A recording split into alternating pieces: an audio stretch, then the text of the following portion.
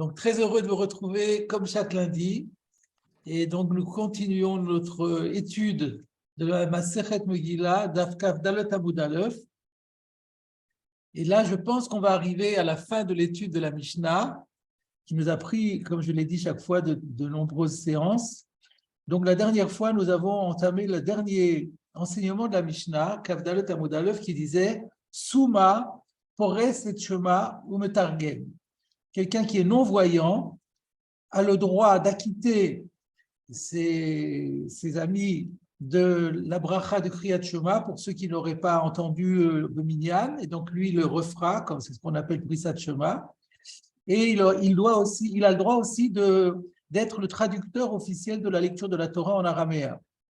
La semaine dernière, on a expliqué que puisque la Mishnah dit Metargem et elle ne dit pas Koreh Batorah, ça vient exclure la lecture de la Torah, et donc un non-voyant ne peut pas lire à la Torah, ne peut pas être celui qui lit en public à la Torah. Et on avait expliqué qu'il y a deux raisons finalement qui sont associées l'une à l'autre et rapportées toutes les deux par le Shulchan Aruch tel que je l'avais compris. Un, c'est parce que Dvarim She Birtav Yatar Reshail Omram Balpe, on n'a pas de dire par cœur des textes qui sont à la base des Écritures. Or, le non-voyant, par la force des choses, le dit par cœur. Et à part cela aussi, que quand les Chachamim ont institué la lecture de la Torah, ce n'était pas de lire la Torah comme ça, mais de lire la Torah dans un Sefer Torah. Et donc, là aussi, le non-voyant n'est pas en capacité de le faire. Donc là, les choses étaient très claires. Maintenant, la question que je voulais voir avec vous, c'est qu'en est-il des autres fonctions qui avaient été citées dans la Mishnah par rapport à d'autres situations, puisque en fait on avait vu, en plus de Pores et Shema ou Metargem, si on regarde par exemple le Maftir Benavi, on avait dit aussi vous over lifnei ateva, vous nosez être capable. Donc la question que je soulève maintenant, c'est est-ce que le fait que la Mishnah à propos du Souma n'est pas dit que le Souma est yored lifnei ateva, over lifnei ateva, et il n'y a pas écrit non plus qu'il est nosé être capable, faut-il en déduire qu'un non-voyant n'aurait pas le droit d'être over lifnei ateva? Ça ne serait pas comme Pores et Shema. Il y aurait un distinguo à faire et à comprendre d'ailleurs, et de la même façon, il ne pourrait pas être nosé être capable. Voilà la question que je soulève, et pour y répondre, on va faire une recherche dans les Mefarshim ou dans les Poskim. Je commence par l'étude du tour. Dans le tour Siman Nun Gimel, il est écrit ainsi Souma yachol lered lifnei ateva ou vilvad shelo yikra batorah she'en likrot batorah alpe. Donc le tour répond clairement à ma question en disant que le Souma peut faire office de shliach tzibur, et même s'il dira toute la tfila par cœur.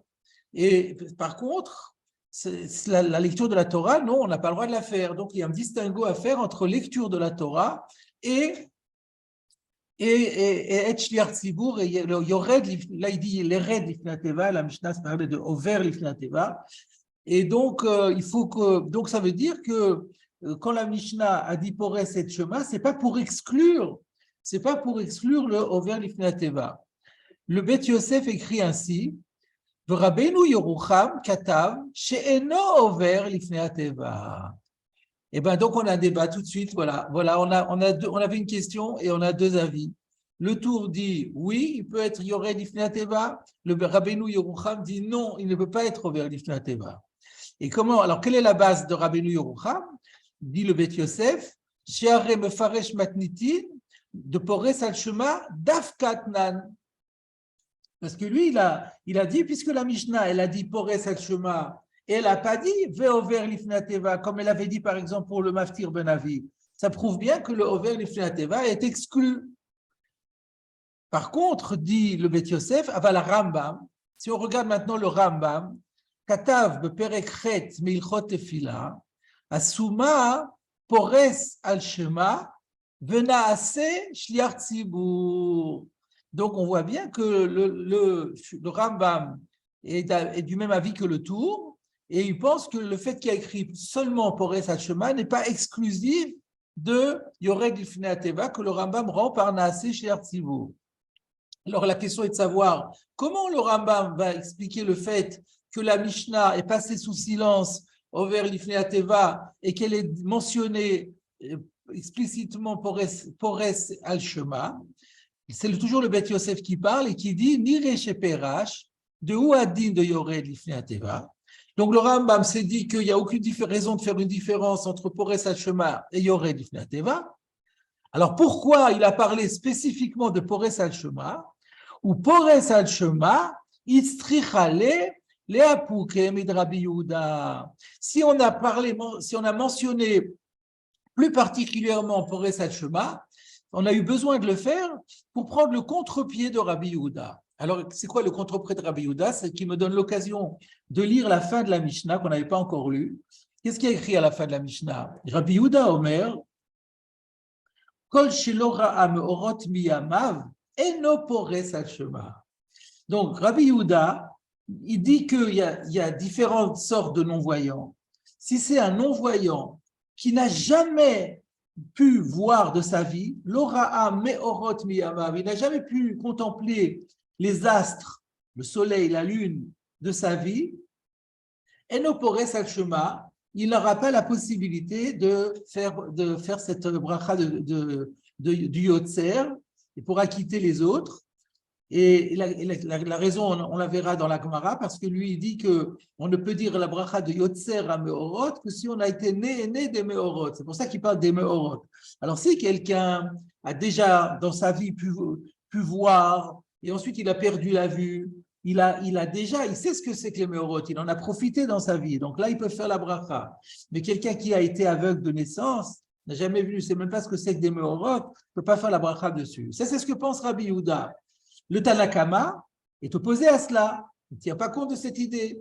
Et donc, c'est ça que dit le Beth Yosef, qu'on peut dire que lorsque la Mishnah a parlé de Pores et Shema, ce n'est pas pour exclure Yored l'Ifnei Ateva, comme l'a compris Rabbeinu Yerucham, mais il a mis l'accent sur Pores et Shema parce qu'il y a un plus grand chidouche que dans Yored et l'Ifnei Ateva. Parce qu'on aurait pu penser, Yored l'Ifnei Ateva, oui, il peut le faire parce qu'il est Mokuyav Vadavar, il peut acquitter les autres. Mais dans Pores et Shema, il y a un problème de Ra'am Orot. Alors le Tanakama, il dit, moi je dis que même dans Pores et Shema, le Osuma peut le faire. Et Rabbi Yehuda dit non, Pores et Shema, non. Par contre, Yored l'Ifnei Ateva, je suis d'accord avec toi. Donc nous avons, à la question que j'avais soulevée, deux réponses. Et chaque réponse, c'est une rencontre différemment du fait que la Mishnah est mentionnée Pores et Shema et n'est pas mentionnée Yored l'Ifnei Ateva.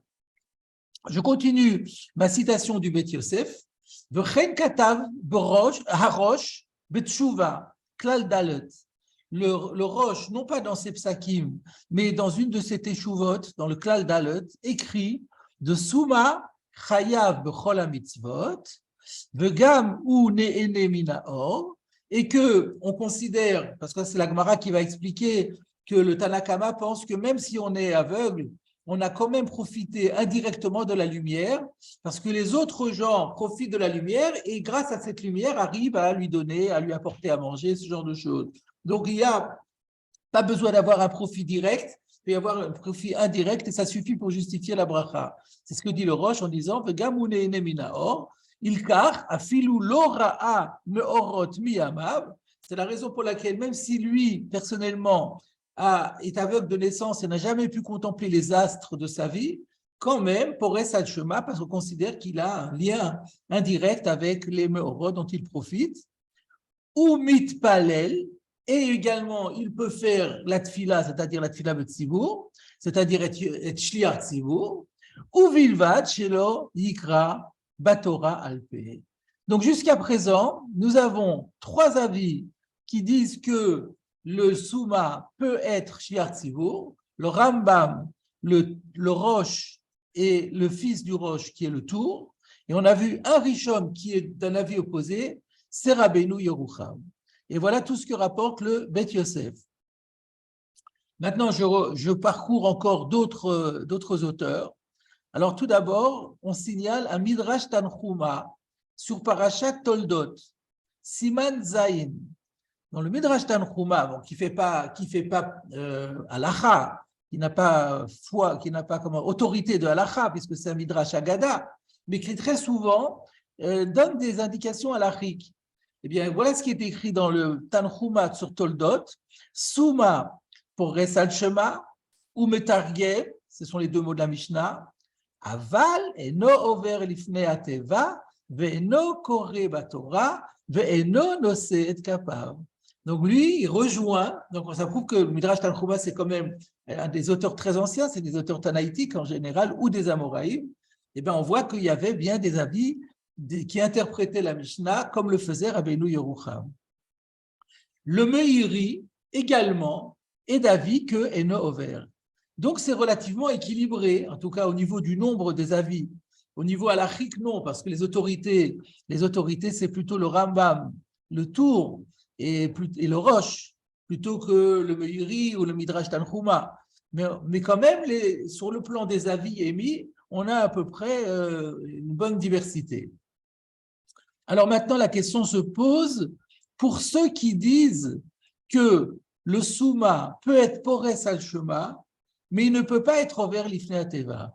Pourquoi il y aurait cette différence? Pourquoi on ne permettrait pas au Souma d'acquitter le Tzibour de la Tfila s'il peut acquitter le Tzibour de la Birka de Yotzer? Alors, le Pri Megadim, à la fin du Chelek Gimel de sa Peticha à Kolelet, et pose la question au sujet de Rabbeinu Yerucham, et il explique comme ça, chez Svarat Rabbeinu Yerucham, de Souma, Chayav b'mitzvot de Rabbanan.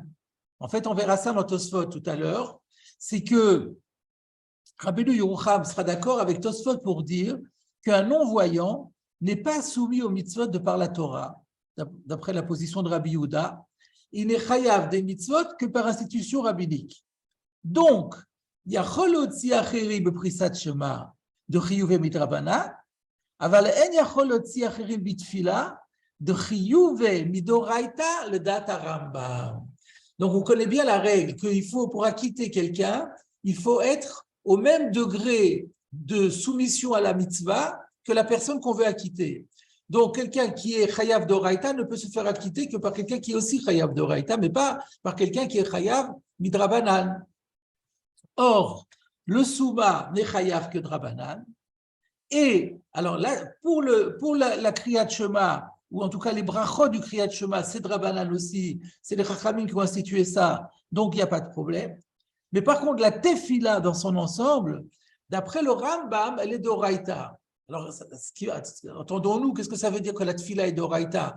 Il est clair que la Hamida, elle a été instituée par les Anshek Neset Agdola, elle n'est pas de Horaïta.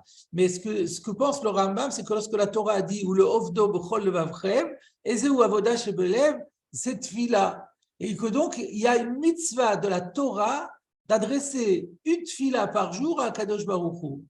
Et donc, lorsque j'accomplis, je lis la Hamida, je dis la Hamida, je récite la Hamida qui a été instituée par les Anshek Neset Agdola, mais en même temps, je m'acquitte d'une mitzvah toraïque.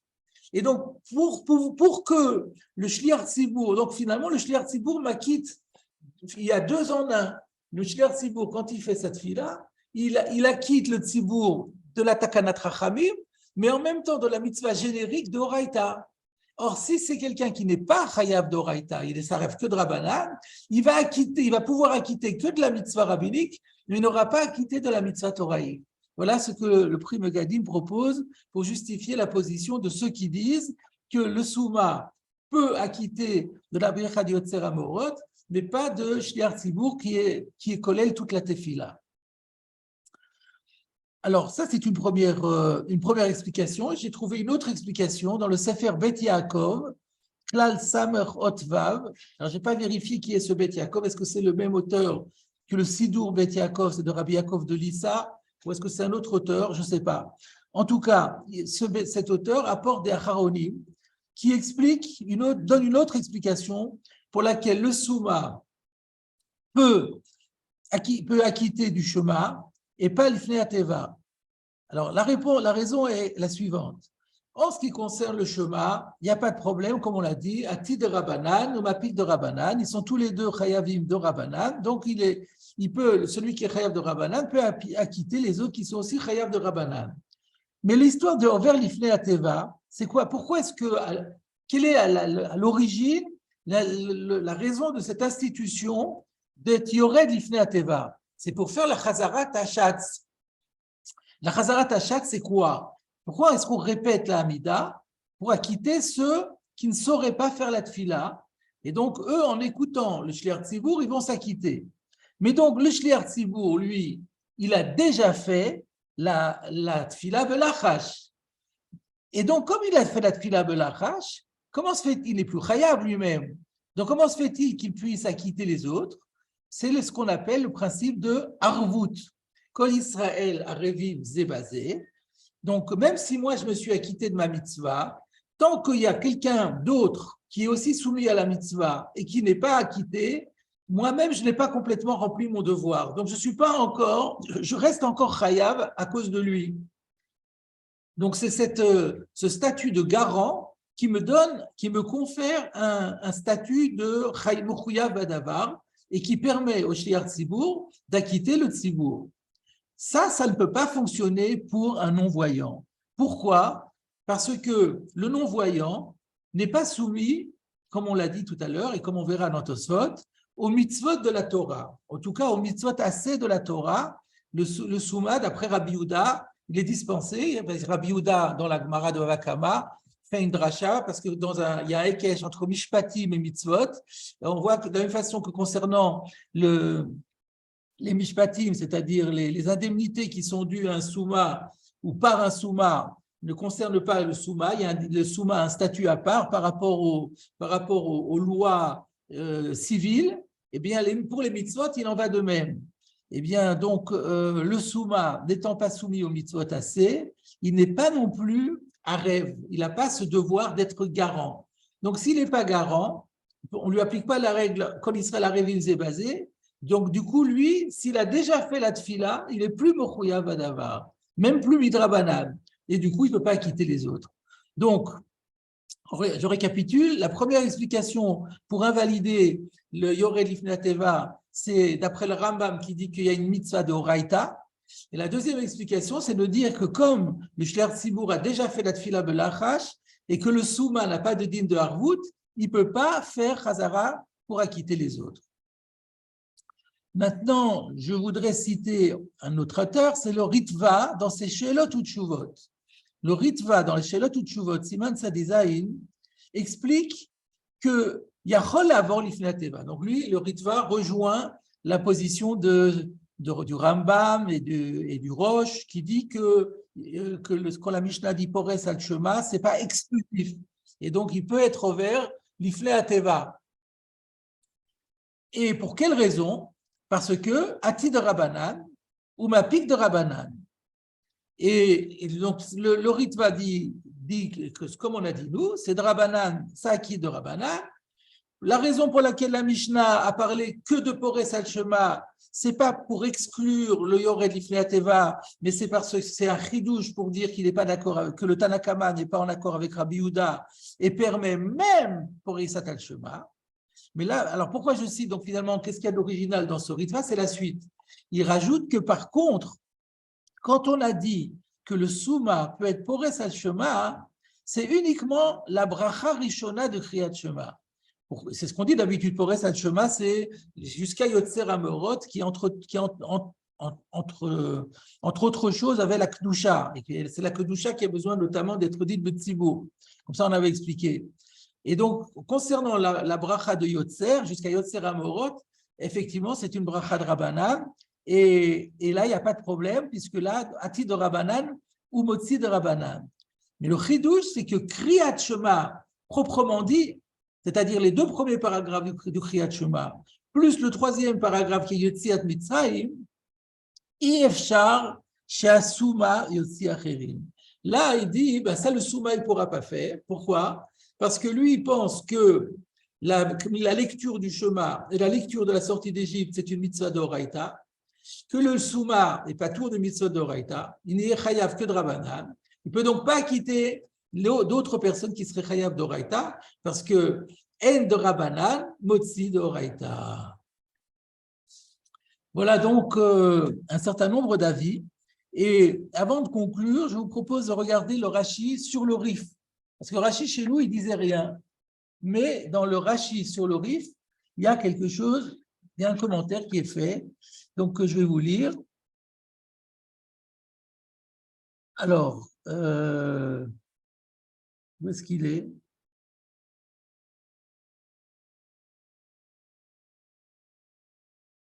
Non, Souma, voilà. Souma, c'est vers la. En fait, c'est dans la partie Gemara. Souma, Pores al Shema, Oto Bracha Shel Yotzer HaMeorot. Donc, Souma, il Pores al Shema, c'est-à-dire, il s'agit bien de la bracha de Yotzer HaMeorot. Vekol Sheken, de Over Lifnei Ateva, Litpalel Shmona Esrei. Et donc, lui, il dit, et c'est comme le Rambam, comme le Roche, à plus forte raison, si on a dit même pour Pores al-Shema, où il pouvait y avoir un débat, comme on voit que Rabbi Yehuda n'est pas d'accord, eh bien, à plus forte raison que Over Lifnei Ateva, Leitpalel Shmona Esrei, de Ha Mechuyav Baen, parce que du moment qu'il est chayav de la Tfila, de Shmona Esrei, eh bien, il n'y a rien qui interdise qu'il le fasse. Venose Kapav Nami, Imaya Kohen, Kedel Kaman. Et si c'est un Kohen, il aura le droit de faire le Siyat Kapaim. Donc, le Rashi sur le Rif précise que lui aussi, il est en accord avec ce que nous avons rapporté au nom de la plupart des Rishonim. En conclusion, à part Rabbeinu Yerucham, le Meiri et le Midrash Tanchuma, tous les Mefarshim et les Poskim pensent que un Souma peut être Yored Lifnei Ateva. Et c'est aussi, bien entendu, ce que dira le Shulchan Aruch dans le Siman Nun Gimel Suif Yud Dalet, que nous avions déjà cité la semaine dernière et que je vais vous relire. Siman Nun Gimel Suif Yud Dalet, Souma Yored Lifnei Ateva, uvilvad shelo yikra baTorah, mishum dvarim shebichtav, yatar reshai lomram alpe. Un Souma peut faire la tfila en tant que shliach tzibour. La seule restriction, c'est qu'il ne doit pas lire dans la Torah, parce que les paroles qui ont été écrites, les écritures, on n'a pas le droit de les dire oralement. Voilà donc clairement exposé la chita des Rishonim et la chita de la halacha, comme quoi le souma, il peut tout faire, sauf la lecture de la Torah finalement. Alors maintenant, venons-en à Rabbi Yehuda.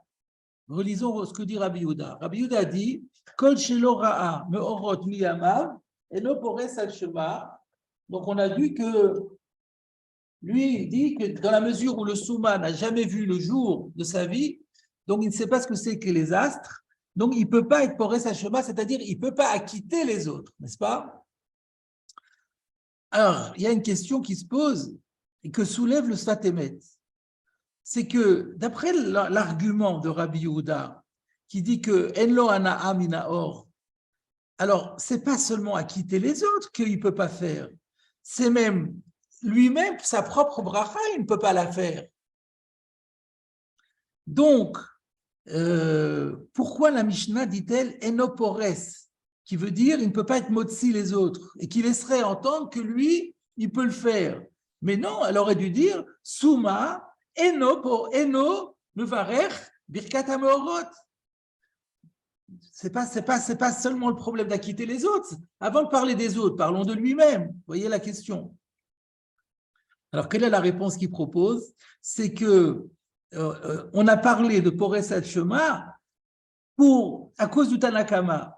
Parce que si on avait dit que mevarech birkat yotzeror, donc le Tanakama aurait dû dire aussi Souma mevarer birkat yotzeror. Si on avait dit Souma mevarer birkat yotzera meorot, eh ben on aurait pu dire puisqu'on a dit ça, on n'a pas dit Pores et Shema, on aurait compris que le Souma peut pas être Pores et Shema. Or d'après le Tanakama, le Souma il est oui Pores et Shema. Donc lorsque le Tanakama s'exprime, il doit parler de Pores et Shema. Et comme Rabbi Yehuda vient après et qui vient prendre le contre-pied du Tanakama, c'est pourquoi il conserve la formulation de Pores al-Shema. Mais c'est vrai que il aurait pu dire aussi, non seulement Eno Pores al Shema, mais même aussi, lui-même, il n'a pas à réciter cette bracha, parce que pour lui, cette bracha, elle serait une bracha, chez une bracha al-Batala, a priori.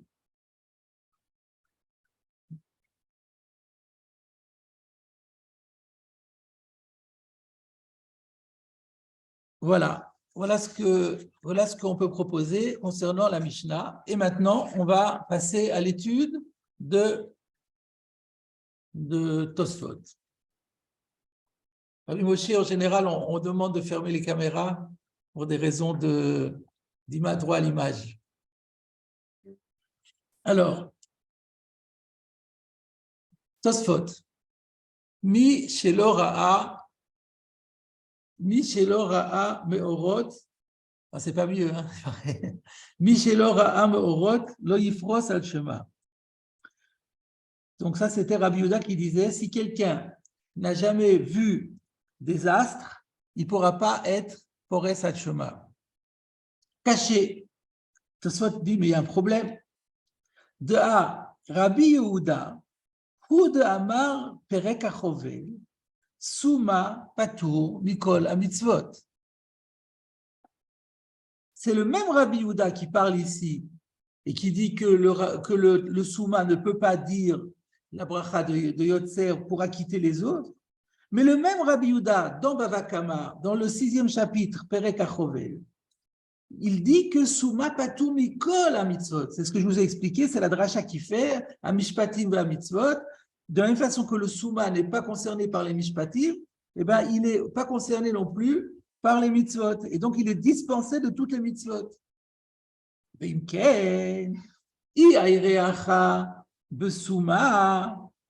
Alors, dans ce cas-là, si c'est vrai qu'on parle ici d'un souma, alors on peut s'étonner de cette formule. Mais bien sûr qu'on parle d'un souma. C'est-à-dire quoi?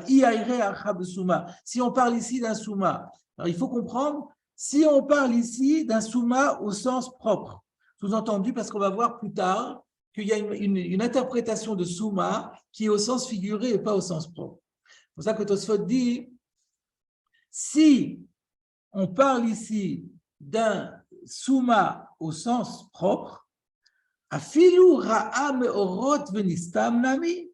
Dans ce cas-là, même si ce n'est pas un aveugle de naissance, même si c'est quelqu'un qui était voyant pendant sa jeunesse, venistam, et qu'il a été frappé de cécité ultérieurement, eh ben, il ne devrait pas non plus pouvoir être Pores al Shema.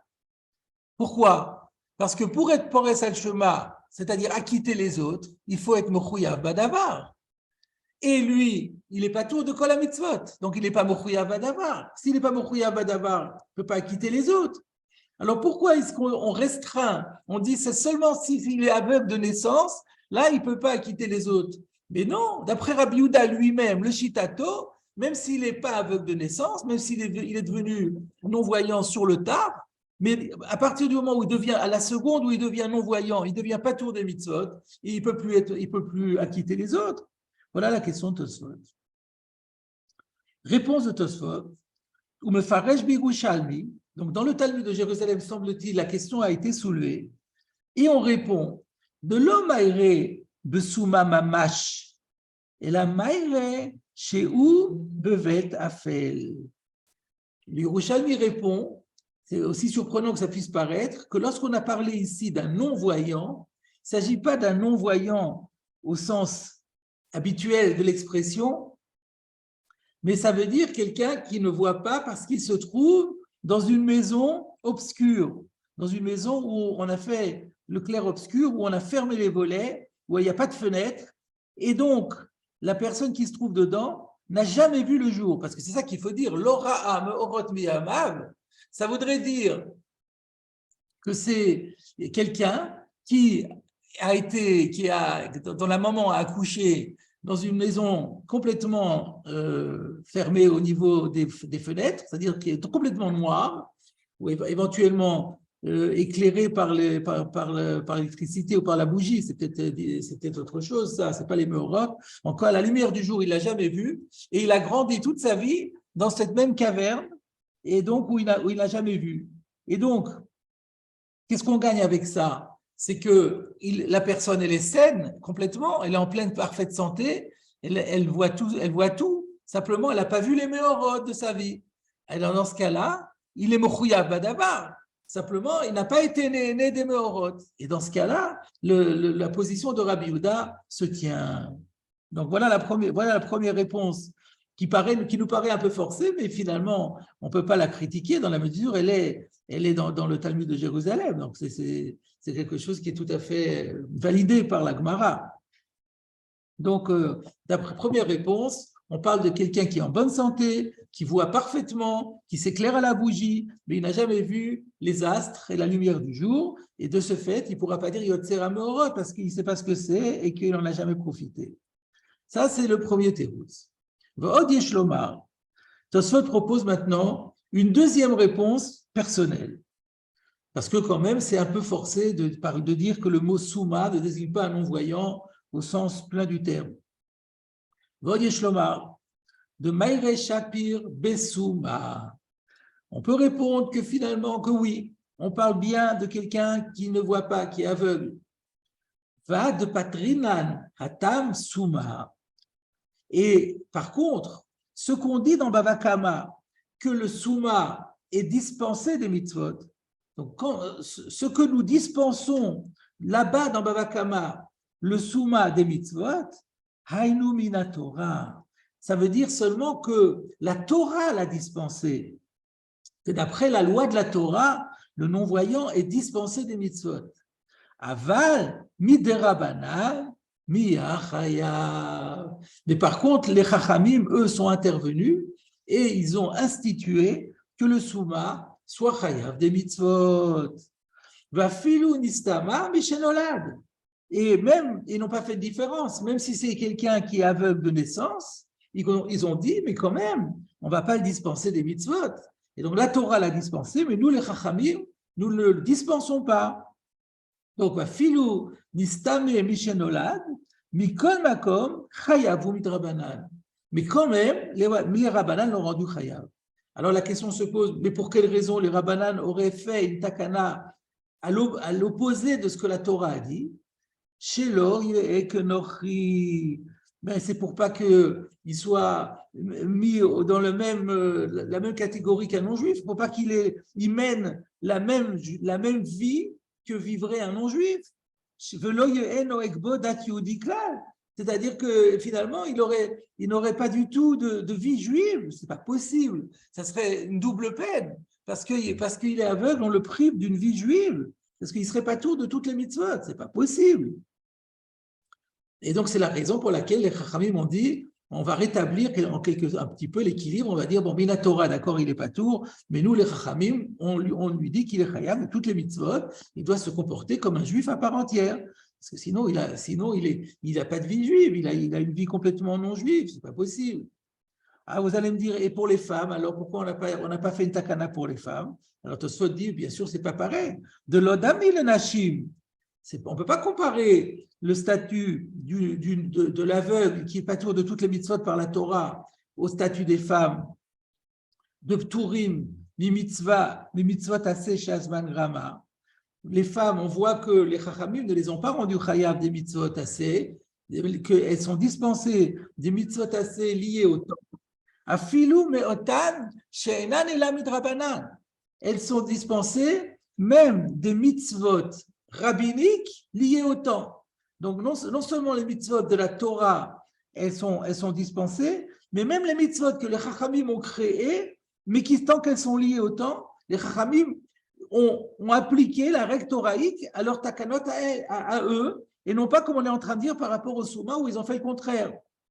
La preuve, Sharebene Chanouka, ou Barba Kosot, ou Bemikra Megillah, s'agissant de ces trois mitzvot qui sont des mitzvot rabbiniques liées au temps et auxquelles les femmes sont soumises. La lumière de Hanouka, vous savez que les femmes sont soumises. Si elle n'a pas de mari, eh bien la femme doit allumer. Et de toute façon, quand elle a un mari, le mari doit penser la quitter. Be'arba kosot, il en va de même pour les 4 coupes de vin que nous buvons la nuit du Seder. Bemikra Megillah, elles ont l'obligation également de dire la Megillah, tout au moins de l'entendre, comme on avait vu précédemment dans le premier chapitre. De l'oavu et la midrabanan, ce ne sont que des mitzvot rabbiniques. L'omechayve et là, le fichen ayuboto anes. Et bien la Gemara, elle a expliqué que pourquoi sur ces 3 mitzvot les femmes sont soumises, parce qu'il y avait une raison spéciale, c'est que en ayuboto anes, elles étaient partie prenante dans le miracle. Et d'ailleurs, vous remarquerez que Tosfot n'a pas dit afen ayuboto anes, mais en ayuboto anes. On avait vu qu'il y a une explication qui veut dire c'est elle qui avait un rôle majeur dans le miracle, comme par exemple à Hanouka avec Yehudit et Holoferne, à Pessah parce que c'est Vizrut Nashim Tzidkaniyot qui sont sortis d'Égypte, et à Megillah avec Esther, le rôle prépondérant de la reine Esther, sans laquelle rien n'aurait pu être possible. Donc c'est parce qu'elles étaient partie prenante dans le miracle. Mais uniquement pour cette raison, on les a rendus chayav. Ça prouve que toutes les autres mitzvot rabbiniques qui sont liées au temps et où on ne peut pas dire Rafen Ayuboto Anes, eh ben les femmes restent pas tour. Alors Tosfot demande, si on dit qu'on a imposé aux non-voyants toutes les mitzvot, midrabanan, pour qu'elles aient une vie juive, pourquoi on n'a pas fait la même chose pour les femmes en disant qu'elles devaient faire toutes les mitzvot pour avoir une vie juive? Alors réponse, Hatam, Hainu Ta'ama, là-bas, c'est-à-dire dans le cas des femmes, Hainu Ta'ama, voilà la raison pour laquelle on les a maintenues dans leur dispense. Shafilu niftorotan mikol mitzvot aseh malgrama. Parce que même si on déclare que les femmes sont dispensées de tous les commandements positifs liés au temps, mikol makom, adayin yesh lahen mitzvot rabot, mais il leur restera quand même quantité de mitzvot auxquelles elles sont soumises. Donc on ne pourra pas dire qu'elles n'ont pas une vie juive. Ce n'est pas parce qu'on va leur retirer le shofar et le lulav et toutes les mitzvot qui sont liées au temps, mais il y a encore plein de mitzvot qu'elles vont continuer à faire, et la Birkat Amazon, etc., etc. Et donc, il y a plein de mitzvot où elles se comporteront dans une vie juive parfaite. Aval Souma, mais par contre, un non-voyant, im niftor oto mikol mitzvot, si on le dispense de toutes les mitzvot, afilu meotan she'enan ela midrabanan, y compris les mitzvot qui ne sont que rabbiniques, alors il ne restera rien. C'est pas du tout pareil. Im ken ye'echashuv kenochi, dans ce cas-là, il sera au même rang qu'un non-juif, ni plus ni moins. Ce qui laisse entendre, sous-entendu, qu'il y aurait quand même les Sheva Mitzvot de Nénoar, mais pas plus. C'est chose qui paraît évidemment pas possible. Donc, si on met la pause à cet instant, donc ce que Tosfot a expliqué, pour répondre à la question, mais comment se fait-il que la Mishnah dise que toute la raison pour laquelle il ne peut pas acquitter le tzibour de Prissat Shema, c'est parce qu'il n'a pas vu les Meorot? Et pourquoi ne pas faire intervenir le fait qu'il n'est pas Mechouyav Badavar? Eh bien, la réponse proposée par Tosfot, c'est qu'il est Mechouyav Badavar Midrabanan. Et en tant que Mechouyav Badavar Midrabanan, il peut acquitter les autres de leur chiyuv. Alors Tosfot pose maintenant une question et il dit Vafalgaf de Perashti el, de Katan, de Itbe Tre Midrabanan. Attendez, je regarde dans le Bait Hadash, s'il corrige un petit peu. De Katan, de Idbe Tarte, Patre, de Idbe Tarte Midrabanan, que le Katan, où il y a 2 degrés rabbiniques pour le rendre chayav, à savoir, chez ou Katan, déjà en tant que Katan, l'obligation n'est que rabbinique, alors que pour un Gadol, elle pourrait être thoraïque, ou Prissat Shema, et en plus de ça, la lecture de Prissat Shema, c'est-à-dire de la Birkat HaMeorot, de l'Oave et la Midrabanan, n'est aussi que Drabanan. Et donc, on a dit que En Yachol Leotzi Acherim Gedolim, on a vu que quelqu'un qui est Chayav Midrabanan au second degré, c'est-à-dire il faut mettre 2 takanot, il faut associer 2 takanot pour le rendre Chayav. Là, comme ici, il faut commencer par dire, bien que Katan, on le rend Chayav. Deuxièmement, on dit, bien que ce ne soit pas une mitzvah de la Torah, le fait de lire la Birkat HaYoser, c'est mitzvah de Rabbanan. Ça plus ça, on arrive à le rendre Chayav. Donc, il est Chayav de 2 degrés. En yachol otzi acherim gedolim de l'ekal achad de Rabbanan. Prissat Shema, il ne pourrait donc pas acquitter les autres qui sont majeurs, adultes, qui ont fait la bar mitzvah, et pour lesquels il n'y a qu'un degré rabbinique, à savoir la Prissat Shema, mais pas plus. Donc la question de Tosfot est, notre réponse apparemment ne tient pas, parce qu'il est vrai que le Souma, maintenant on a expliqué qu'il a un chiyuv midrabanan de faire les mitzvot, mais donc s'il s'agit de Prissat Shema qui elle-même est drabanan, ça devient du trait drabanan. Alors, nous avons dit que pour un katan, un trait de Rabbanan n'acquitte pas un chad de Rabbanan. Donc, pourquoi on ne dirait pas la même chose pour le souma, qu'un trait de Rabbanan ne peut pas acquitter un chad de Rabbanan? Réponse de Tosfot, afilou achi, souma, sheyesh bo trait de midrabanan, yotzi shapira achirim. Eh bien, c'est différent. Malgré le fait qu'un katan qui a trait de Rabbanan n'y peut pas acquitter un chad de Rabbanan, mais le souma, le non-voyant, chez Yeshbo Tre Midrabanan, qui a lui aussi 2 degrés rabbiniques pour le rendre chayav, Yotzi Shapir Acherim, lui il peut acquitter les autres. Pourquoi? De Kivan Sheu Gadol ou Bardat Adif Tfe Mikatan. Parce qu'il a quand même 2 supériorités par rapport au Katan. Premièrement, il est adulte, alors que le Katan c'est encore un enfant, ou Bardat, et il a une intelligence parfaite, alors que l'intelligence de l'enfant n'est pas achevé. Donc, par le fait qu'il lui est nettement supérieur par l'importance et par l'intelligence, les Chachamim vont faire une règle différente. Parce que finalement, qui est-ce qui décrète qu'un trait de Rabbanan ne peut pas acquitter un trait de Rabbanan? C'est les Rabbanan qui décident. Alors, nous, on avait vu ce que les Rabbanan avaient fait dans Katan, et on pensait que ce serait la même chose dans Souma. Mais non, les Chachamim vont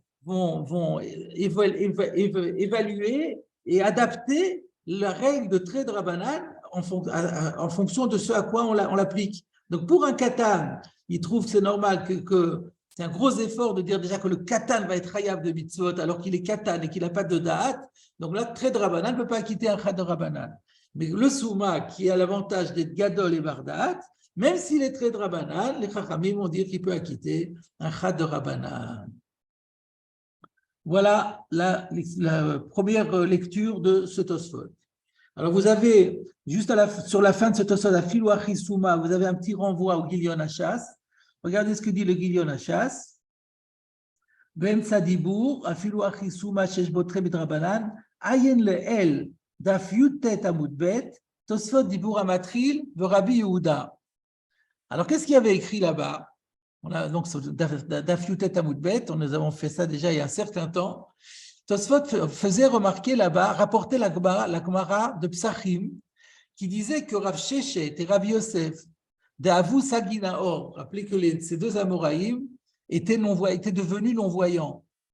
Et la Gemara dans Psachim nous dit que quand ils étaient à la maison, c'est eux qui faisaient le Seder de la Haggadah, qui lisaient la Haggadah de Pessah et qui acquittaient tous les gens qui étaient présents en récitant la Haggadah par eux-mêmes. Et Tosfot posait aussi la question, mais comment c'est possible? Déjà, la lecture de la Haggadah, c'est de Rabbanan. Donc, il y a un chad de Rabbanan. Eux, comme ils sont souma, d'après Rabbi Yehuda, donc c'est un deuxième chiyuv de Rabbanan. Donc, c'est très de Rabbanan. Alors, comment se fait-il que Rav Sheshet et Rav Yosef, qui étaient très de Rabbanan, ils arrivaient à acquitter, alors qu'un katan ne peut pas acquitter un trait de Rabbanan, un katan trait de Rabbanan ne peut pas acquitter un trait de Rabbanan. C'était la question que Tosfot avait soulevée. Et là-bas, Tosfot avait répondu ça veut dire quoi? Ça veut dire que là-bas, on parle de personnes qui sont devenues non-voyantes au milieu de leur vie. Rav Sheshet et Rav Yosef ne sont pas nés aveugles. Ils étaient pendant très longtemps, ils étaient voyants, et puis après, il y a eu un problème. Et donc, ils étaient déjà, tant qu'ils étaient voyants, ils étaient chayav b'mitzvot mina Torah. Donc, quand on était chayav une fois mina Torah, et après on est devenu chayav que midrabanan à cause de la maladie, là, les chachamim ont dit, même trait de Rabbanan, il peut acquitter un trait de Rabbanan. Mais le katan n'a jamais été chayav de sa vie. Donc, comme il n'a jamais été chayav de sa vie, c'est à son sujet que trait de Rabbanan ne peut pas acquitter trait de Rabbanan. En résumé, il y a 2 réponses différentes pour faire le distinguo entre le katan et le souma. Chez nous, on dit le souma, il est plus fort, on ne lui applique pas la règle de Tred Rabbanan parce qu'il est Gadol ou Bardat. Et là-bas, on dit, non, là-bas, le Souma, il est plus fort parce qu'il a été Nitrayev. Donc, quelle est la nafkamina entre les deux Teroutsim? La nafkamina est évidente. C'est que si on va d'après la réponse de là-bas, c'est uniquement un aveugle qui n'est pas aveugle de naissance. Mais s'il est aveugle de naissance, on ne pourra plus dire qu'il acquitte un Chad Rabbanan, parce que là, on lui appliquera la règle de Tred Rabbanan qu'on ne peut pas acquitter un Chad Rabbanan comme le Katan. Alors que chez nous, où on a dit que c'est la supériorité du Souma sur le Katan, c'est qu'il est Gadol ou Bardat, peu importe s'il est aveugle de naissance ou pas aveugle de naissance. Donc, il y a, entre les deux réponses de Tosfot, il y a une implication qui est bien évidente.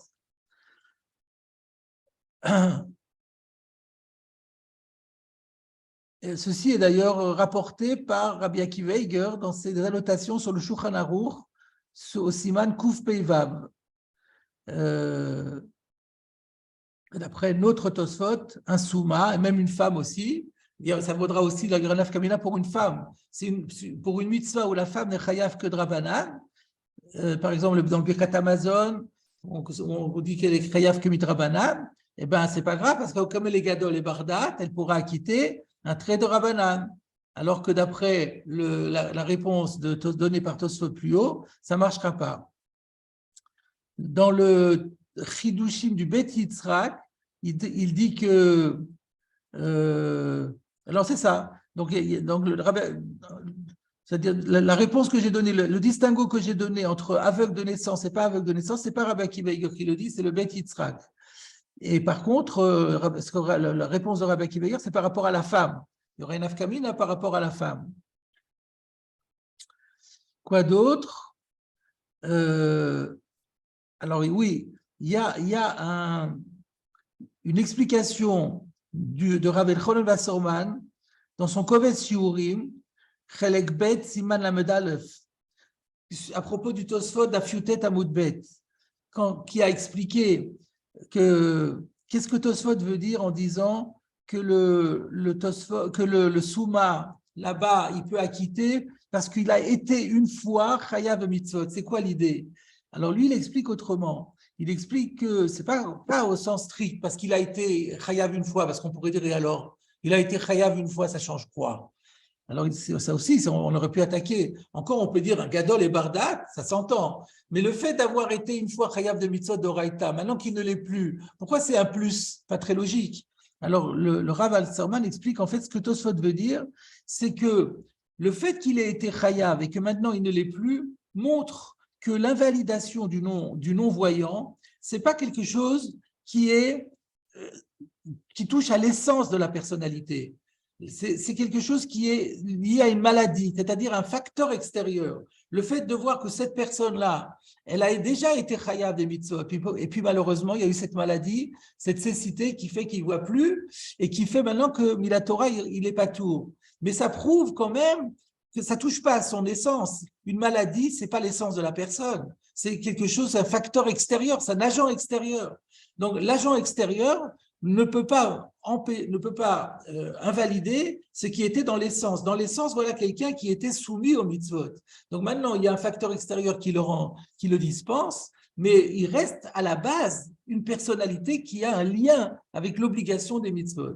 Alors que le katan, par définition, il n'a rien à faire avec les mitzvot. Il est irresponsable de ses actes et donc il ne peut pas être soumis aux mitzvot. Donc lui, c'est dans l'essence même de sa personnalité. Voilà ce que disait comment le Kovetz Shiurim expliquait le Tosfot là-bas. Alors, si on dit que, c'est-à-dire qu'en quelque sorte, le non-voyant, c'est comme quelqu'un qui est voyant et qui se trouve dans l'obscurité. Il ne voit pas, mais c'est un facteur extérieur. Et donc, si on dit comme ça, on pourrait dire que même s'il est né non-voyant, alors même le Tosfot là-bas serait d'accord qu'il restera capable d'acquitter les autres en tant que trait de Rabbanan, parce que quand Tosfot a dit il était déjà chayav des mitzvot, c'est pas qu'on a besoin qu'il soit chayav des mitzvot, c'est juste un siman, c'est une manière de montrer que c'est pas une invalidation intrinsèque, c'est pas quelque chose qui touche à son essence. Et donc si on dit comme l'explication du Kovetz Shiurim, alors dans ce cas-là, on perd une des nafkaminotes entre les deux Tosfot. Donc, en tout cas, on retiendra que par rapport à la question de savoir quelle différence entre le Souma et le Katan, eh bien, ils sont tous Chayav très midrabanan, sauf que le Souma, d'un côté, il est Gadol et Bardat. En plus de ça, le Souma, c'est un psoul qui est extérieur à son essence, qui ne touche pas sa personnalité propre, c'est une manifestation extérieure, un agent extérieur, alors que c'est pas que le katan, il est par essence même non soumis à la mitzvah de par la Torah. Cette idée de Rabbi Elchanan Wasserman est importante et on y reviendra ultérieurement. Alors, il nous reste encore quelques minutes. On va pouvoir revenir sur ce Tosfot. Alors, qu'est-ce que Tosfot a répondu? Je synthétise le Tosfot. Tosfot avait demandé, mais comment ça se fait qu'on dit que Rabbi Yehuda il dit que la seule raison pour laquelle le Souma ne peut pas acquitter les autres, c'est parce qu'il n'a jamais vu les Meorot, mais on aurait pu dire mieux, c'est parce qu'il n'est pas soumis au mitzvot. Alors Tosfot a donné sa réponse, après la réponse du Rishonim, sur laquelle je ne reviens pas tout maintenant. Le Tosfot a répondu, c'est qu'en fait, c'est vrai que dans Bava Kama, Rabbi Yehuda dit que le Souma n'est pas soumis au mitzvot, mais il faut compléter, il n'est pas soumis au mitzvot de la Torah, mais il est soumis au mitzvot de Rabbanan, et c'est à ce titre qu'il va pouvoir acquitter les autres. Il y a ici une question très intéressante qui est soulevée par le Touré Even. Le Touré Even demande comment on peut comprendre ce que dit Tosfot, que bien qu'il soit patour de toutes les mitzvot de la Torah, il est chayav des mitzvot midrabanan. Mais quel est le fondement sur quoi on appuie l'obligation que nous avons, nous, de nous soumettre au takanot rachamim? Qu'est-ce qui fait que si les rachamim font une zera quelconque ou une takana quelconque, que nous avons l'obligation de nous y soumettre? Nous savons ce que dit la Gemara, elle le dit à plusieurs reprises, en Shabbat notamment, parce qu'il y a écrit l'otasur. L'otasur minadavar asher yagidu lechai aminu smol, dans Parashat Shoftim. Tu n'auras pas le droit de t'écarter de tout ce que les chachamim diront, prescriront de faire, à droite ou à gauche. Donc en fait, l'interdit rabbinique, il est renforcé par l'interdit toraïque, au point que je dis parfois que c'est plus grave de transgresser un interdit rabbinique qu'un interdit toraïque. Pourquoi? Parce que quand vous transgressez un interdit toraïque, vous ne transgressez qu'un interdit, l'interdit toraïque. Quand vous transgressez un interdit rabbinique, vous transgressez l'interdit rabbinique et aussi un interdit toraïque qui est le lave de l'otassour. Donc, tout ça pour bien visualiser le lotassour. Alors, donc, ce qui fait qu'on est soumis aux lois des rabbins, c'est le lotassour qui est derrière. Alors, le Touré Even demande, mais puisqu'on a dit que le Souma, il n'est pas tour de toutes les mitzvot, donc il n'est pas tour de l'Otassour aussi, il n'est pas concerné par cette mitzvah de l'Otassour, de ne pas s'écarter de ce que disent les Chachamim. Donc s'il n'est pas concerné, quand les Chachamim font une takana, il n'est pas concerné non plus. Donc il n'y a pas de trio. Comment on peut dire qu'ils ont une mitzvah midrabanan? S'ils n'ont pas de mitzvah de Doraïta, ils ne peuvent pas avoir une mitzvah de Rabbanan. Voilà la question du Touré Even. C'est pas la même chose quand même. Alors, qu'est-ce qu'il répond? Il répond, un grand ridouche, que lorsqu'on a dit dans Tosfot que Rabbi Yehuda a rendu patour de toutes les mitzvot, en fait, il faut comprendre, Rabbi Yehuda ne rend patour que des mitzvot assez. Mais les mitzvot lota assez, il reste chayav minatora. Donc c'est ça, là on va rentrer maintenant, j'ouvre la boîte de Pandore. La question qui est posée est la suivante. Quand Tosfot a dit Ha de patrina natam suma hainu mina Torah aval midrabanani achayav. De quoi on parle? Est-ce qu'on parle de toutes les mitzvot, l'ota assez et assez, comme ça qu'on avait compris? Moi, quand j'ai expliqué le Tosfot, j'ai fait exprès de comprendre que pas tout complètement, parce que c'est la pchitou de Tosfot.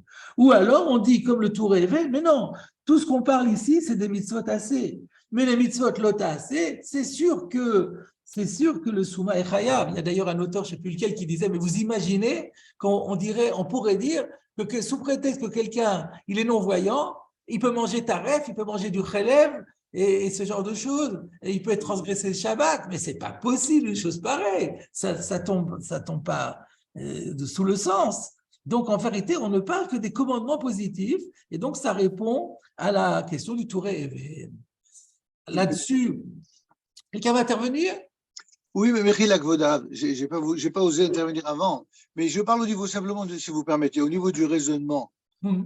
C'est sûr que ce que dit le Tour Even est non seulement mousmar, mais connu. C'est-à-dire que toutes les fois où on a dit, par exemple, que Nanashim, Pturim, à mitzvot Shazman Grama, c'est que les mitzvot positives. On n'a jamais dit que les femmes, elles sont dispensées des mitzvot de l'Otahase. Et de manière globale, dans un tout autre ordre d'idée, quand par exemple il y a on dit que le Havel, il n'est pas tout, mais que la mitzvot, c'est uniquement les mitzvot que son état le rend pas.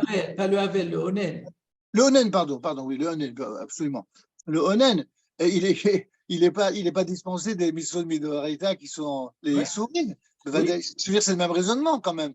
Non, c'est pas le même raisonnement, parce que là, il y a une dracha qui n'y a pas pour les femmes. La dracha de Rabbi Yehuda. D'abord, il faut savoir que la position de Rabbi Yehuda dans Vakama, elle est pas acceptée par tout le monde. Rabbi Meir, il est collègue sur Rabbi Yehuda. Mais seulement et d'ailleurs, il y a des rishonim, on verra plus tard dans le Mordechai, qui va donner comme réponse à la question de Tosfot, mais nous, on ne fait pas l'alakha comme Rabbi Yehuda. Mais là, ici, la question, elle était sur Rabbi Yehuda lui-même, de toute façon, puisque c'est Rabbi Yehuda qui s'exprime. La question de Tosfot, elle n'est pas liée à la halakha. Mais donc, ce que je veux dire par là, c'est que Rabbi Yehuda, il a une dracha qui fait un ékech entre mishpatim et mitzvot.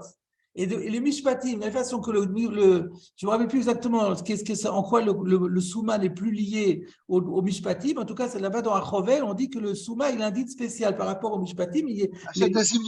Tout simplement, il ne peut pas voir le souma. Et les mishpatim, Achatassim Lifnehem. Le souma, il ne peut pas voir, même chez Tassim Lifnehem. Donc ça, c'est la dracha qui voudrait dire que du coup, tous les mishpatim, il n'est pas concerné. Et comme il n'est pas concerné par tous les mishpatim, il n'est pas concerné de pas plus par les mitzvot. Donc, si on va d'après ce Hekesh-là, on ne fait pas de différence entre assez et l'otase. Donc, la pshitout, c'est les mitzvot dans leur globalité. Ce n'est pas comme les femmes. Les femmes, il y a une dracha spéciale pour les assez shazman grama.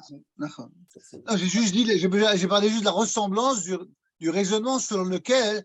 C'est pas parce qu'il y a un ptour, que ce soit pour une raison de dracha ou une autre, ça ne rend pas patour de toutes les mitzvot de la Tshuva Torah, ça n'existe pas. Tout dépend de la dracha. S'il y a une dracha qui est générale, elle est générale. Ça existe? En tout cas, c'est ça la question. On va voir qu'il y a un gros débat là-dessus. Donc là, on a vu effectivement le Touré Even va dans ton sens en disant que quand Tosfot a parlé, il n'a parlé que des mitzvot assez, il n'a pas parlé des mitzvot lota assez.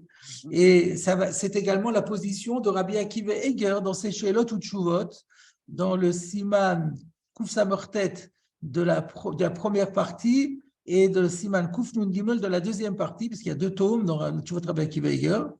Et alors, je vous donnerai juste encore, et on reprendra ça la semaine prochaine, c'est la preuve de Rabbi Akiva Eger, c'est un Tosfot de Rosh Hashanah, Daf Lamed Gimel Amud Aleph, où il y a écrit là-bas que Souma Mevarer Birkat HaMitzvot Al Mitzvot Kivan Sherabanan Chivu. Je commence par dire que puisque les Chachamim ont rendu Chayav le Souma des Mitzvot, ils vont pouvoir dire et là,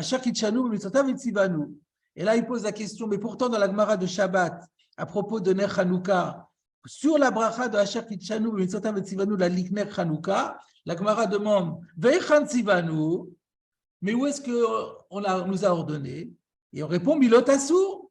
Donc, si Tosfot dit que le Souma doit faire la bracha de Asher Kitchanu, Tzivanu, et que nous savons que le Vetzivanu, quand on dit Vetzivanu, on se réfère à l'Otasur, c'est comme si c'était écrit dans Tosfot que le Souma, il est soumis à la mitzvah de l'Otasur.